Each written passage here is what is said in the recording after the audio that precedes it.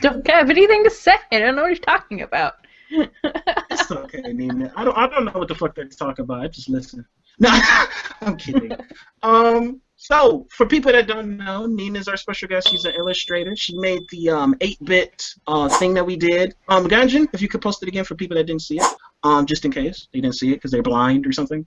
But Nina's actually Trey's friend. That's why Trey is on here too, just to make her feel more comfortable, not so nervous. Nina, what do you do? So you're an illustrator, right?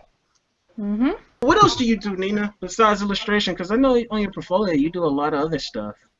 Besides illustration, I do pixel art, and I'm starting to do 3D modeling, low poly 3D modeling. How long you been in all those fields in general? Like how long you been doing 3D modeling, drawing? 3D modeling, I've only been doing for about a year. Drawing in general, like seriously, about 5 years. And pixel art was the first thing I did back like when I was 9 with MS Paint and Pokemon sprites and things like that. So that's been there for a while. So which one would you say was your most favorite, Nina, out of all three of those, like pixel art, 3D modeling? I'd say pixel art. Like, I really like my illustrations, and I've tried very hard at them. I went for college for it, but there's something really nice about well-done pixel art that's a little bit different. There's, like, shit, I had the camera stuck on Adrian. Oops. Oh, jeez. Damn. The school bit stuck on you the whole time. I know. I fucked up. But Adrian is so sexy, so it doesn't matter. So what would be your biggest inspiration for all of them? I think I know the answer to the question, but just for those that don't know, what would be your big inspiration for all your art, your illustrations, 3D modeling? Not for all my art, but for 3D modeling, Chelsea Saunders, who goes by Pixelated Crown, is definitely the one that I really looked at her 3D models and said, I could do that. That looks good. Because in the beginning, whenever I saw 3D models that are super realistic, I'm like, I don't really care. That doesn't look very interesting. I don't want to learn how to do that. But when I saw it like super stylized and like flat colors, I'm like, that's kind of really cool. And this was a little bit before indie games became a thing, so once I saw all of that, it looked more appealing. Yeah, so the 3D model. What about the pixel art? You was just inspired by just classic, 18-bit gamings and stuff like that? 8-bit. Yeah, just all 8-bit, yes. But all the video games that I've played when I was younger. Like I played a lot of Game Boy, Game Boy Color game, Game Boy Advance games, things like that. Because the first thing I did wasn't just sprite art like on MS Paint. It was editing different sprites from different games, like Sailor Moon games and things like that. So mostly pixel art that's in use for video games is my biggest inspiration. Trey, why are you not talented like your friend? What the hell? I write. That's all I got. He does write. I write stories. I can't draw. So, question, Nick Diaz, somebody in the chat, Nina got a question for you. They said, what was the hardest thing for her to start doing when she first started doing art? Was there a real shitty obstacle she had to get through? One of the first things when I started doing art, like more professionally, in school, I guess, was just trying to draw a lot. You have to draw every day, and you have to practice to get better. Even if you have like really talented, and you can sit there and do a really great drawing. If it takes you like 3 days, it's not going to really help to sell it and things like that. So you have to draw every single day to get better. And that was the hardest thing, like to keep everything going. It's like with anything, you got to keep working at it to work at it hard. So, what is your favorite piece of art that you did in your portfolio? Like, which one do you think you put the most work into? Probably the one that's on my main page right now. That was really nice. Zelda one. What, the Zelda one?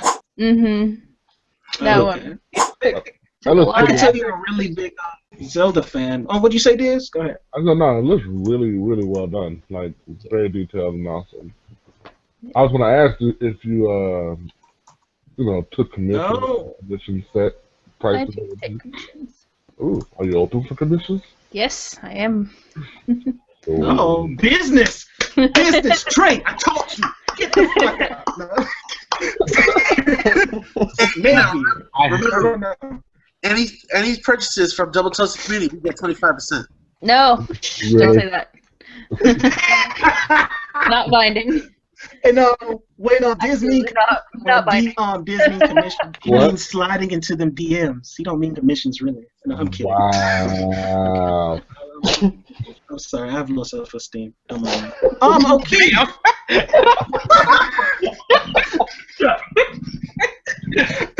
For up-and-coming artists, what inspiring words would you give them? Like, some advice. Well, it's like the same thing that I For struggled just keep with running. is just you have to draw every day. You have to practice. If you're not good at drawing hands, you don't avoid drawing hands. You draw them to get better. You can't get better at something if you avoid it. You have to learn, and you have to keep trying. Like, especially if you try to base your style or figure out a style that goes just to play your strengths only, so you can avoid your weaknesses, it's not going to work. You have to work on things that you may not be as comfortable with. So basically, get off your lazy ass. Oh, and also don't go to art colleges. It's not. It's not worth it. That's also the advice I have for artists. At least in America, don't go to art colleges. It's not worth it. I can attest to that. My friend went to art college and paid all that money, and he maybe got a few jobs doing something in an art field, but right now he's just living in California with his boyfriend and smoking weed all day. I mean, I went to art college. I went to four years art college, got my degree, and I learned a lot of things. But it's a lot of money that you owe back now, and you could have learned a lot on your own if you were more self-sufficient. It would also just think twice about art college, and don't go to the big ones like SCAD, Ringling, things like that. Like, unless you've got a lot of money, go to your normal state colleges and see if you can find a good program, or look at things online, because that should be your last option. Like, if you get really good at art, you can go get a master's at one of those prestigious art colleges. Where do you see yourself in 5 years as an artist? And which career path would you want to take further more into, like the pixel art, the 3D modeling, the illustrations? I definitely want to do art for games, like pixel art or concept art or environmental art, just anything that goes through the workflow of games. If things go super well by 5 years, I'd definitely like to be a creative director or art director of either a video game company or a publisher or things like that. Would you direct a hentai? Yeah. Not really up my alley. You're not true artist. That's sad. I already put the link to the commission post I have on Tumblr that has basic prices for like drawing human bodies, like sketch, color, grayscale, full body. For people that that's watching this in the archive, like, can you vocally tell them? Hey, okay. For sketching, for a bust sketch is $10. A color bust is $25. A grayscale bust is $20. And then if you want a full body drawing, just add $15 to any of those prices. They can talk to me on Twitter. I have my website. My website has my email where you can contact me, which is just my name. It's just ninarochetbuie@gmail.com. It's pretty simple. It's on most everything I have. So as long as you just send me an email, ask what you want. I am at Nina R. Buie, is what I am. B-U-I-E. And that's who I am on Twitter. I might commission you. That'd be cool. Oh!